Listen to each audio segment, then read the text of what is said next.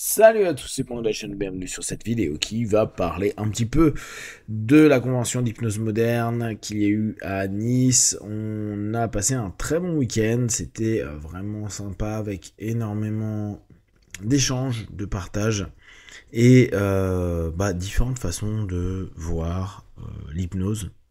Ce qui a été assez intéressant le samedi comme le dimanche, c'est de voir Sean Michael qui en fait, un travail très basique. Et je me souviens avoir fait une formation avec lui.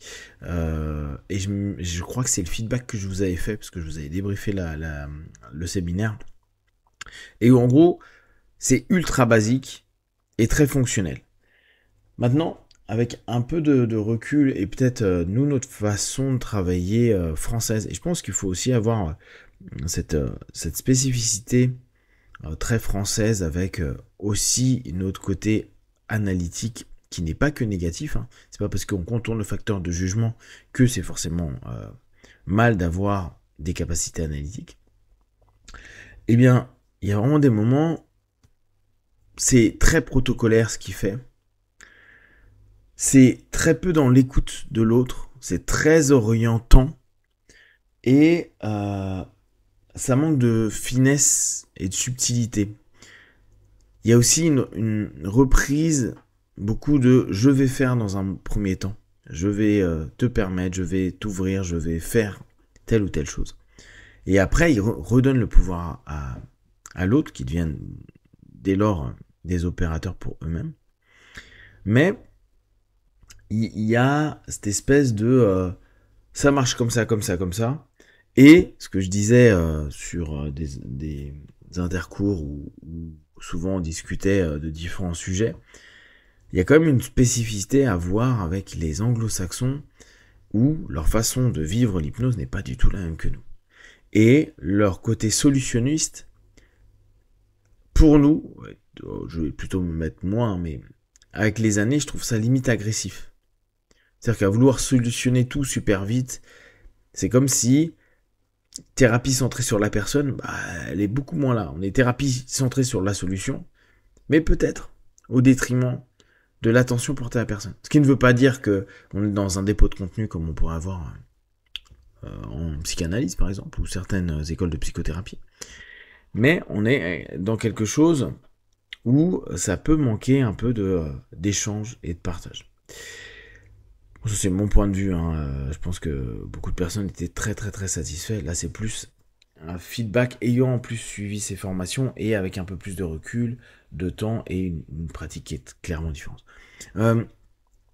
Nicole a partagé pas mal des expériences qu'elle a eues, de choses qu'elle a pu permettre, notamment une expérience d'une de ses élèves qui a été opérée du visage en auto-hypnose parce qu'elle avait un cancer et qu'elle avait une problématique avec les médications, c'est-à-dire elle pouvait également mourir des médications. Donc elle a montré un petit peu tout ça, ce qui est quand même très cool pour tout ce qui est gestion donc, de douleur. Elle a montré gestion aussi du sang, etc. etc.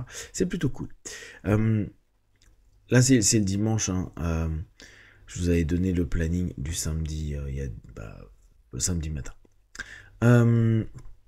Jérémy Doyen, il nous a fait auto-hypnose, aspect pratique et thérapeutique.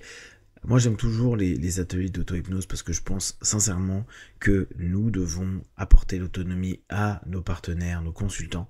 Et l'auto-hypnose, c'est vraiment notre enseignement, cadeau, ça dépend comment vous le voyez. Et ça permet vraiment une prise de responsabilité et une capacité à être autonome qui est assez géniale. Agathe Buzy, docteur Agathe Buzy, elle a parlé de différents outils pour accompagner les enfants. Ah oui, Nazmine a été remplacée par Brice qui a montré l'impact des mots. Il a appelé ça abracadabra, le pouvoir des mots. Et en fait, c'était cool parce que, vous savez, il a un petit EEG. Je vous en ai déjà parlé, je crois. Si je vous en ai pas parlé, je vous en parlerai. Et il a pu voir, lui, et puis surtout avec des gros EEG sérieux aux US, l'impact d'un mot. Et c'est une vidéo que j'aimerais qu'il partage, je pense qu'il le fera pour tout le monde, parce que vous savez qu'on a dans l'hypnose cette notion de dire, alors notamment l'obédience indirecte, ericksonienne surtout, et le Milton modèle surprend la PNL, langage non spécifique, langage métaphorique. Or, il est montré qu'au niveau du cerveau, des mots précis activent des régions précises du cerveau, et donc a des phénomènes et des conséquences qui sont différentes. Donc, la suggestion se voudrait être plus spécifique que justement rhétorique ou métaphorique. Très intéressant, et là il montrait avec des photos, des scans, et même en live ce que ça fait quand on est dans des niveaux de transe, quand on médite et tout. C'est passionnant.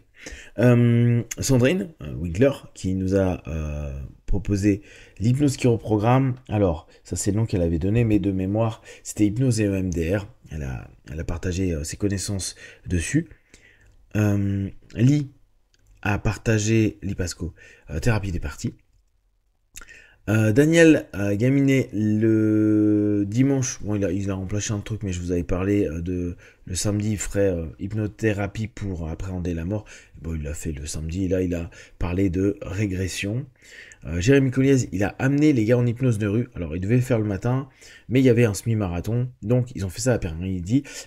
Moi, je les ai vus partir, je les ai vus revenir, et tout le monde était super content, et je trouve ça génial que un colloque, des personnes qui n'ont jamais fait d'hypnose de rue, se disent, tiens, je vais me tester, je vais m'amuser, je vais jouer, je vais partager et tout. Et il y a aussi des instructeurs qui étaient là et qui ont pris énormément de plaisir. Donc, c'est génial de voir que Jérémy a super bien l'idée, amené, partagé et fait aimer cette hypnose de rue, cette rencontre avec les gens. Anna Maria Lascola, elle a reparlé de la protocole Simpson. La veille, elle l'avait fait avec l'auto-hypnose. Là encore, comme je vous dis, j'adore l'auto-hypnose. Et les réponses idéomotrices. Je vous rappelle qu'initialement, dans le protocole Simpson, ça a commencé par Ultra Height et des éléments idéomoteur qui était juste le oui-non avec les doigts, partagé par Inès Simpson. Elle a vachement évolué entre temps et donc maintenant il y a plein d'autres boulots. Michel Darlon nous a fait un spectacle qui était très très sympa samedi soir. On a eu un dîner de gala et un spectacle. Et là, il a parlé pas mal de hypnose de spectacle, bien sûr, et de phénomènes hypnotiques. J'aime beaucoup son approche. C'est pas un hypnotiste de scène qui veut des grosses scène avec plein de gens, mais plutôt une espèce d'hypnose de scène avec peu de personnes sur lesquelles il se focalise beaucoup pour leur faire vivre une histoire. J'aime beaucoup cette façon d'aborder l'hypnose de scène et sa manière de voir l'hypnose à ce niveau-là. Donc là, il a partagé les phénomènes hypnotiques. C'était très sympa, très simple. Et les apprenants ont pu refaire des choses basiques, mais il leur a bien expliqué comment les choses s'entraînaient. J'ai trouvé ça très cool. Et pour finir, il y avait docteur Mathieu Bernard. Alors là, j'ai pas eu l'info, j'ai pas regardé, parce que je n'étais déjà plus là. Stimulation bilatérale alternée. Je peux pas vous en parler, mais j'imagine que ça ressemble à de l'EMDR, mais j'en saurai plus ultérieurement. Donc, la convention, moi je l'ai trouvée vraiment top. Est-ce que je suis vraiment objectif parce que je la co-organise? Non, factuellement, mais je me rends compte encore des choses où je suis pas hyper satisfait, etc., des choses qu'on aimerait améliorer. Seulement l'année prochaine, on fera pas une convention comme ça avec plein d'interventions.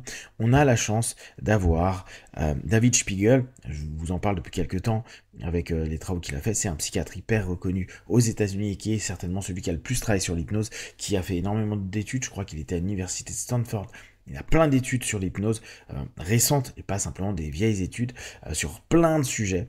Et c'est aussi quelqu'un qui est un clinicien et qui a une grosse pratique.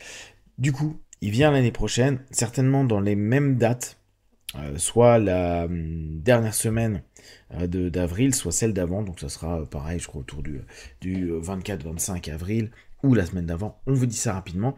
Ça sera une masterclass de 2 jours. En fait, Spiegel commence à avoir un certain âge. La plupart du temps, il fait juste des keynotes, des petits speeches pendant 1 heure ou 2 dans des conventions. Non, on peut l'avoir pendant 2 jours.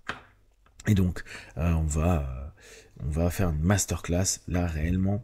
On va vraiment aussi lui demander qu'il propose beaucoup de pratiques, mais aussi beaucoup de théories, pour que on puisse, il est très fort en hypnose médicale, hein, c'est une référence, et qu'on puisse avoir et des théories parfois un peu complexes, pas toujours, hein, on veut que ce soit le plus ouvert possible, mais qu'on puisse aller sur des trucs pointus, je dirais plutôt pointus que complexes, et la mise en pratique, bon, on va lui en parler tout au long de l'année, donc si vous êtes intéressé, n'hésitez pas à me le faire savoir, on vous enverra des mails pour justement vous inscrire.